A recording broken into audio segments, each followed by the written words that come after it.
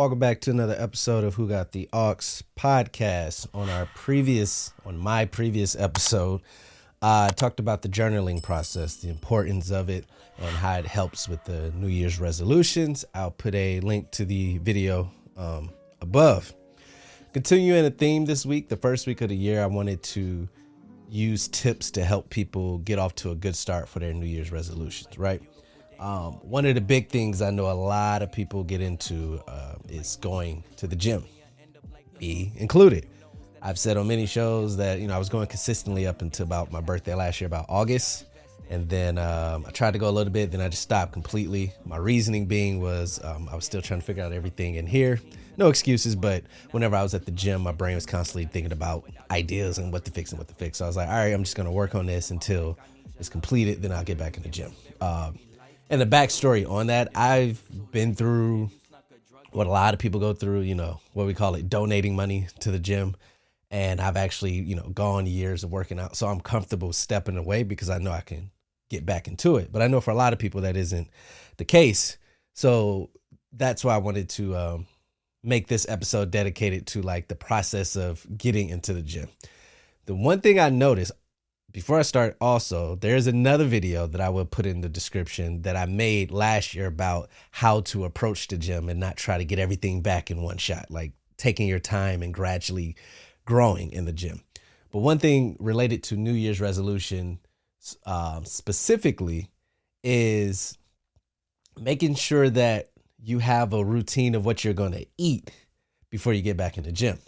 And the only reason why I brought this up is because I'm thinking about right now, I'm like, top of the year, I want to get back in the gym. But I was like, one of the things I hated was that I have my gym routine, right? I know what I'm going to live, certain workouts that I've just attained over the years that works for me. But I always hated the fact that when I got out of there, the diet wasn't on point. I wouldn't even say the diet, just the food that was in my house was needed to refill me. And then that forced me to go out. And then, once you go out, it's a 50-50 chance you might end up in the drive-thru at Chick-fil-A somewhere, right?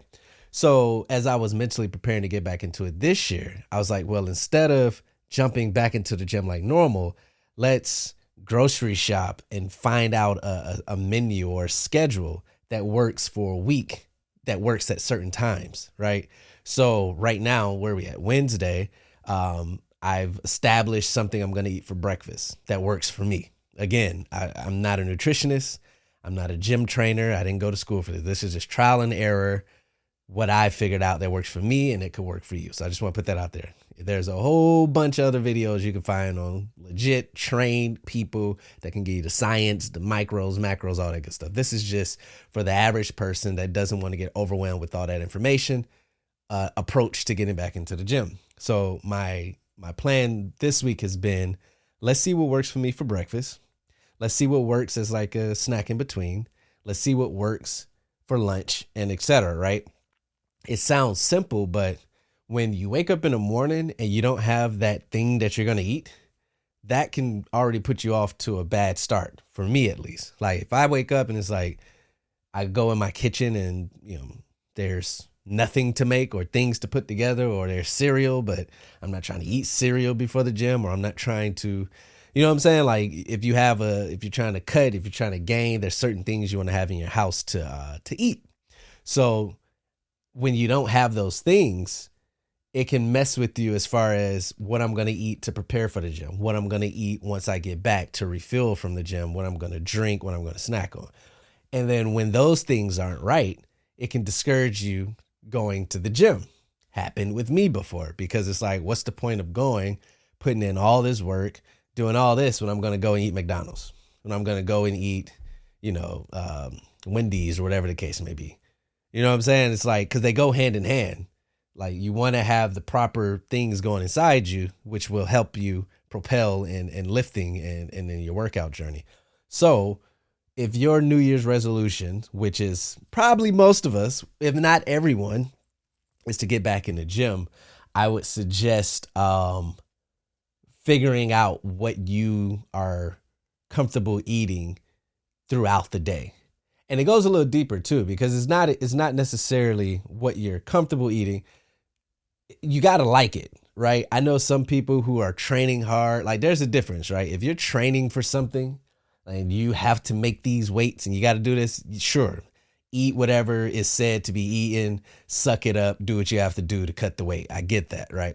But if you're just living like most of us, where we're not competing in competitions or training for any type of games, we just want to feel good and work out, then it's going to be tough for you to Monday through Friday constantly eat something you don't like because a trainer or somebody suggested it. Even though it might be the right thing, at the end of the day, it's you who have to deal with this. So I always say, look at the why of what they're suggesting and then implement that to something you like. So if they're saying eat potatoes because it's rich in this and it's no sugar and it's da-da-da. Okay, the whys. Now let's take the whys. Find something that's low sugar, rich in this, and see if I can find something close to what I like, flavorful.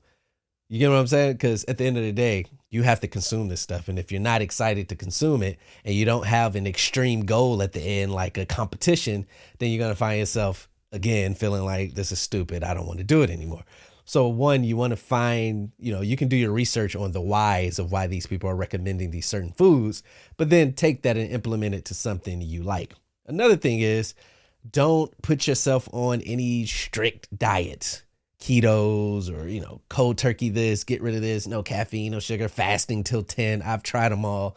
I've done them all.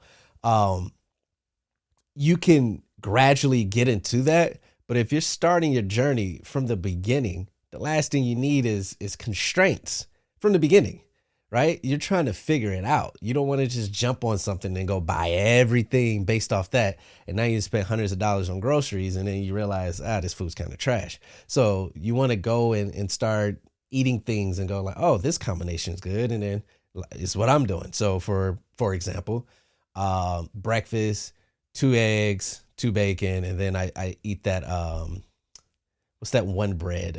Oh my God. I thought, hold on right quick. I'm gonna Google it real quick. The bread, low sugar. It's killer bread. There you go. Dave's Killer Bread. Real good.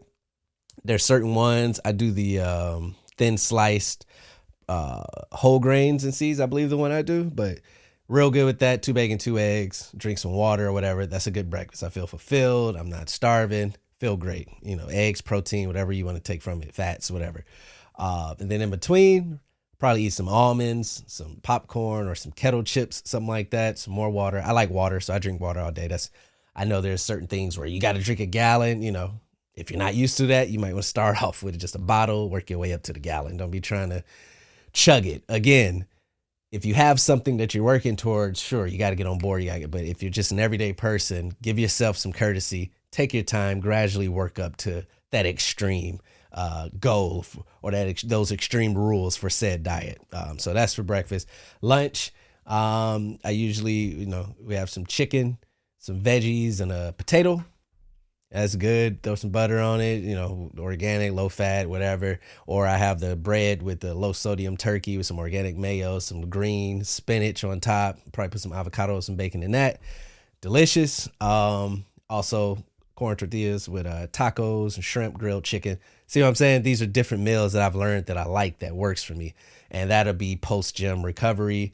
And then I use a BCCAA supplement that somebody put me on that works for me so far. And then dinner, kind of like the same thing. I just kind of rotate. If I did the chicken, I'd do a sandwich. If I did the sandwich, chicken, right? But those are the things that I currently like that are, you find the healthier versions of those ingredients. And then you go from there. And you just eat that. And you practice cooking it. You practice the time. And because all that matters. Just, which dish you're going to use. Those little things matter, like what skillet works for 3 pieces of bacon because you don't want to use a big skillet or too small. Your eggs, wash the dishes. Just getting into that routine of serving yourself throughout the day and not depending on a restaurant. I say attack that first, the food first. And I know people always go with the diets. I'm not one to preach a diet, because, again, I didn't go to school for this, so I'm not going to sit here and tell you what works. But I am one to preach just at least from a general standpoint, that rule of thumb of just reading the ingredients. Just read the ingredients. And what they say, if you can't understand it, stay away from it. Very simple stuff like the kettle chips. It says potatoes, bop, some season. You just read it. Very simple. Go from there. If you're trying to get your sodium down, low sodium. If you're trying to keep your sugar down, low sugar. It depends on who you are. And I honestly think doing that first. So like I haven't been to the gym. I haven't worked out yet because in my case, I already know my routine. So I know that when I was doing it consistently, my issues were coming home and not having the proper things to eat. And you might get to that point as well, right? You might start this year off and all you've been Googling is workouts, how to do squats, how to do dips, how to do bench press, what works the chest and all that, working on your body, which is great. But then you're going to do all that. You're going to run, you're going to come home sore, you're going to look in your kitchen and you're still going to see the last year's mentality in your refrigerator, in your cabinets, hot pockets, whatever the case may be. And then you're going to scramble grocery shopping. Last thing you want to do is grocery shop while you're sore, while you're tired, after working out. That's just, it's so much easier to just go through a drive-thru and get your food and go home. So setting yourself up for failure by not getting your food in order. So that would be my second suggestion. The first two was, I talked about the journaling process. That was the main thing in my first podcast, documenting, and that could be implemented with the gym. Oh, I ate this today. I ate this. I worked out on this. And you just able to see your growth as you go. This one, for those trying to get back in the gym, I would say focus on getting your menu in order Monday through Friday or 7 days a week. First, put all your effort into that, all your research, and do it from the basic standpoint. Don't go look at the scientific buff gym rat dudes, because I'll admit it, and I'm sure for other people it's the same. It's very overwhelming. It's very overwhelming, one. And then two, one guy will say, or girl will say, bop, bop, bop, bop, bop. And you go to the next video and they would just counter everything they say. You don't want to do this. And then it just, where we get, we're sitting in the middle, confused, frustrated, and stuck again, right? Just start basing it off yourself. Don't look into what everybody's doing. Like I would say, if you're going to be looking up people's things, then look up the whys. Don't look at what they're telling you. Don't try to go get exactly what they get and go spend $40 on these eggs or $100. Just why. Usually is the why can tell you what you need to do based off your budget and based off of what you can consume and what you like. And be truthful with yourself. Unless you're training for something that you need to eat strictly this way to get these results, be truthful with yourself. If you don't like certain things that they're suggesting, find alternatives, because telling you, the first week or two, you're going to be like, yeah. And by that third week, you're going to be, if you don't like it, you're going to be tired of eating it. And once you're tired of eating something, you've been wasting money and you're ready to go do the complete opposite and go eat something you're really not supposed to, quote unquote, that you like. So that would be my suggestion for getting started this year. For those who have made the gym or their body one of their resolutions, focus on trying to get a schedule first. And I think that would help. It helped me. And I only give advice that I use myself. So I hope that helps.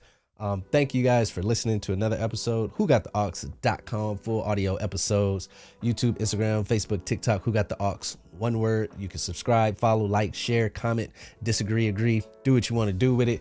WhoGotTheAux_ Twitter. That is one of my New Year's resolutions. I'm going to keep saying on every episode so I can hold myself accountable. I want to make my Twitter active this year. And that's what I plan to do. And check out, I'm working on some new graphic design, so be on the lookout for that on my videos, the shorts that I post, and even my intros and outros. Just tweaking things, move some stuff around the office, just getting the energy right, getting the vibe right going into the new year. I hope the same happens for you. I hope that this year is the year for you, all your dreams, whatever that you've been putting on and you just constantly put to the wayside. I hope you kill it this year. I will see y'all at the next episode. I'm out of here. Peace.